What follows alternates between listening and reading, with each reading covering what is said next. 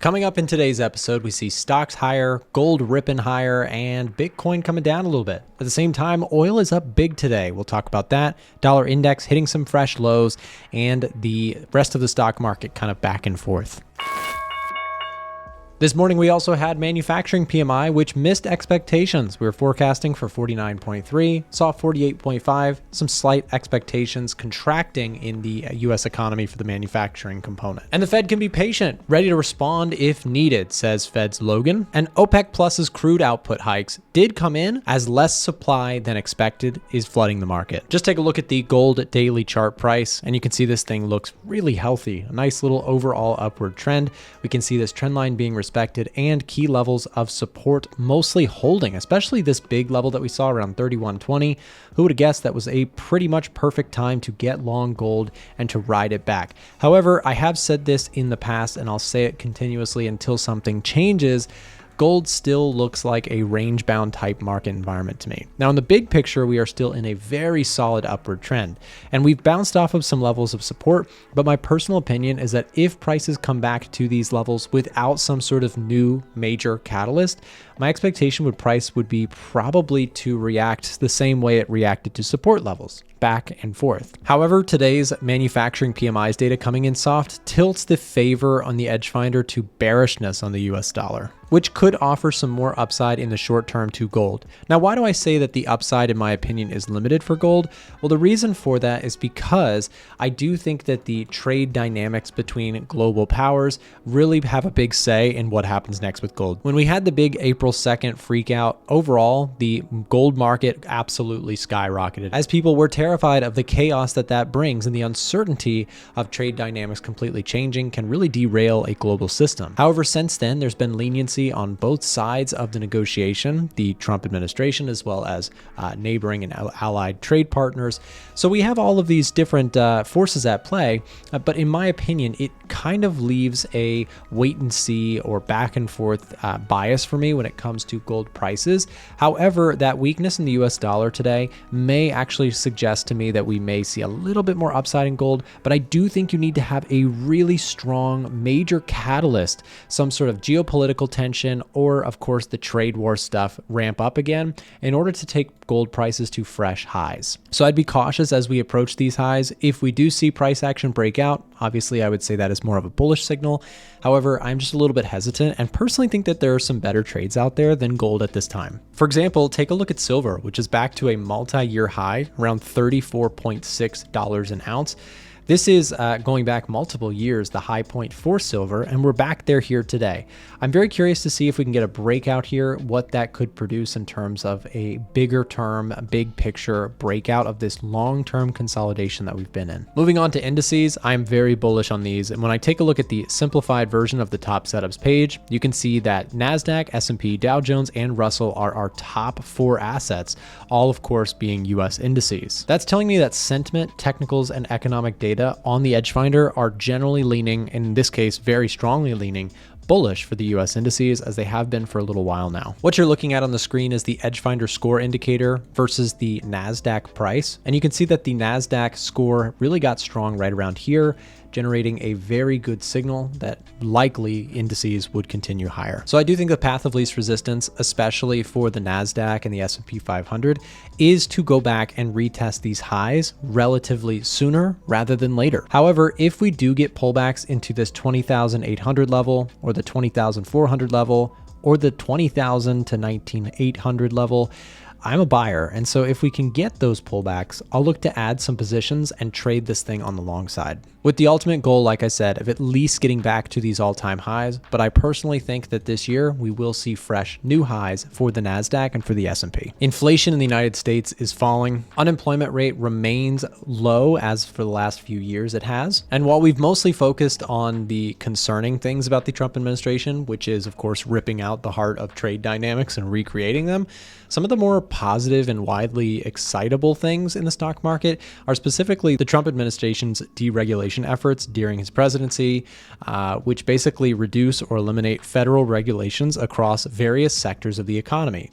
And actually, companies love this because less regulation means companies can buy more companies from each other and they can get bigger and stronger and find new ways to make more money and become more profitable entities and more competitive on the global scale. And so I do think that the path of least resistance with lower taxes, less regulation is to the upside, especially considering we've now seen, in my opinion, most likely the worst case scenario put behind us in terms of the trade war dynamics with China. Both sides do seem keen on making a deal, which adds a little bit of peace to the investor out there relative to where we were mid-April. Mid-April looked pretty scary out there. Now it looks a whole lot better. Doesn't look guaranteed that we're going to have, smooth sailing from here, but the market is always thinking in probabilities, right? So the market's saying, well, what's the probability that we're going to have ginormous 2,000% tariffs between the US and China?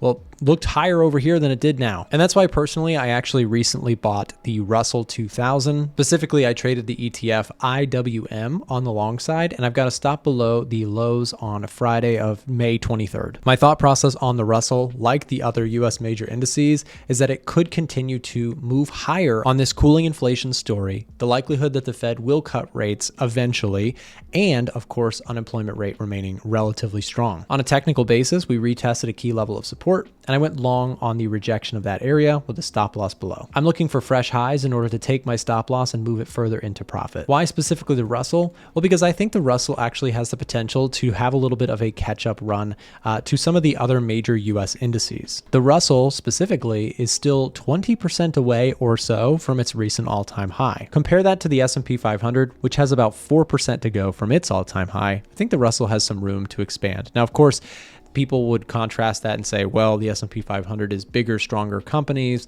Why touch the Russell when you could buy the big winners? Well, I think the Russell is also heavily focused on domestic companies, as smaller businesses are typically not as international as your Apples and Amazons of the world.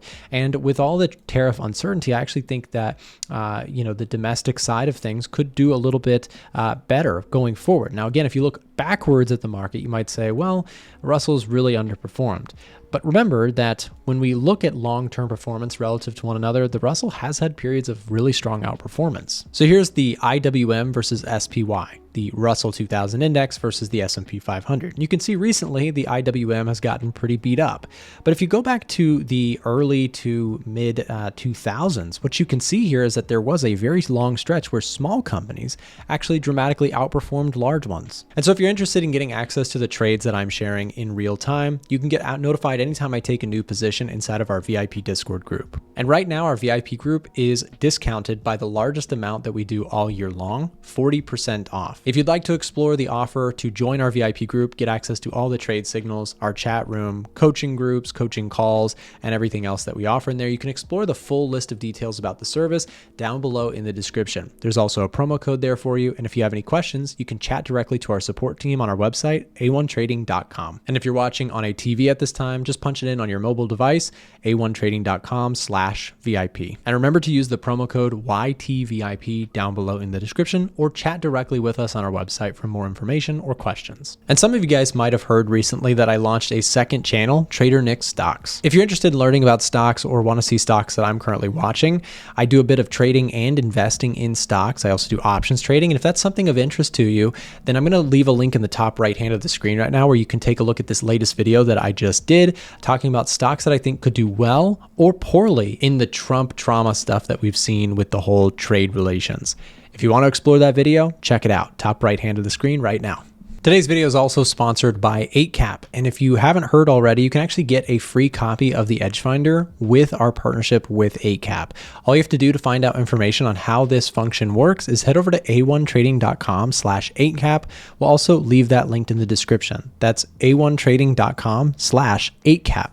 By depositing a certain amount of money with a new account with 8cap, you can get access to the Edge Finder for free because they'll basically buy it for you on your behalf based on your deposit size. So again, find out more information. If you're outside of the United States, head over to a1trading.com/8cap. Where can we see the dollar after 6 months? And this is the last year of Trump. It affects on currency. I'm not sure what you mean by that part, but 6 months away on the US dollar, Ivan, do you have any thoughts looking out a little bit longer term with the dollar index? Feel free to maybe share one that you're looking at, or any dollar crosses or ideas that you're looking at. It's just okay. So Trump is going to affect the currency for the next 3 years and probably beyond his presidency. And I have taken a euro dollar bullish as a shorting the dollar short term wise, but I believe more than anything else, as you see the GDP now going up to, was it 3.2, 3.8 or so, that we are probably going into some more inflation coming in, meaning dollar bullishness for the next 6 months, in my humble opinion. So it's all about what does this tariffs lead to, and what have they led to, and what are they going to lead to. So initial dollar bearishness, and I don't forecast, but I believe, given the circumstances, that is going to lead to dollar bullishness going forward because of higher prices, because of lack of supply previously. You know, it is an interesting concept because in like the short term, you see like these negative reactions in the US dollar to trade dynamics kind of worsening or tightening, or uncertainty around that. But I actually kind of agree with you in the longer term. If you see, for example, let's say the EU and the US kind of continue down this road of not really being on the same page about trade, on a longer term basis, who does that hurt more? Well, the European Union exports way more to the US than the US exports to the EU. So, you know, in terms of the economic ramifications, that could potentially hit Europe a little bit harder.